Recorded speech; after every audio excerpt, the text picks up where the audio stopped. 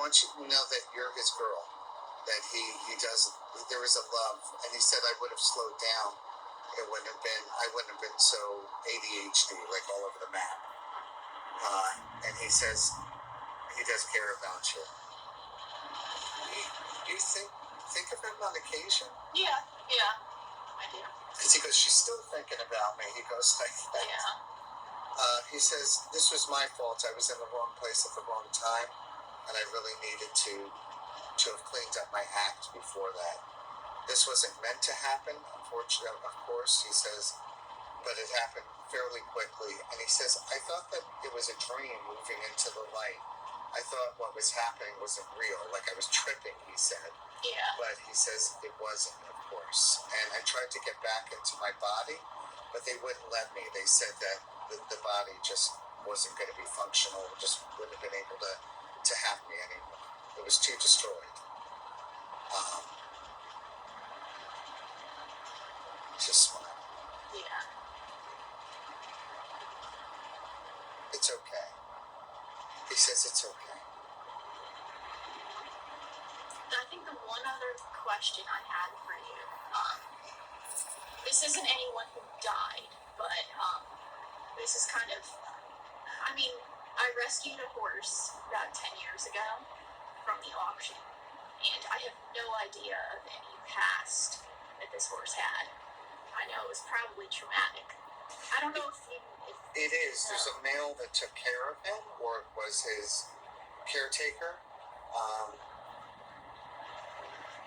Okay.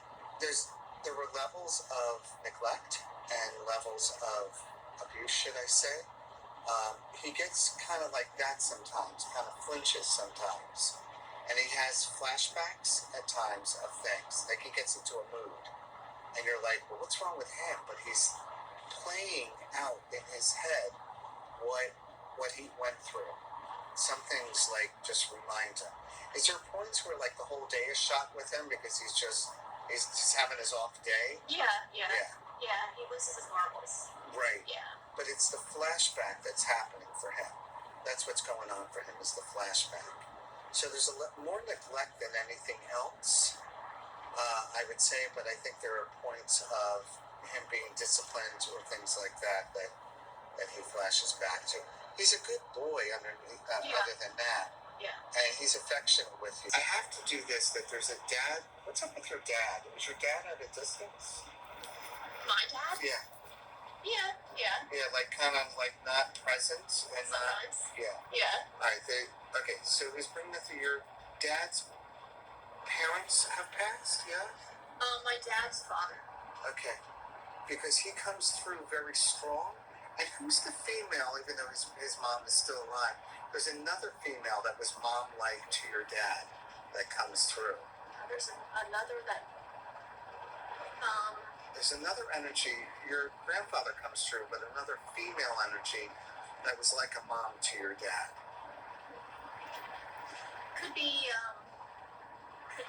his aunt, or I'm not sure. I like took care of him or whatnot.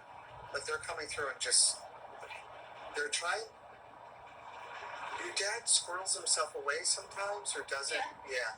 Because your grandfather's like, we're trying to bring the squirrel out of his nest. Yeah. But they're trying to get him to, live a little, like enjoy, what you have. And they're just saying that they try to support him in that way.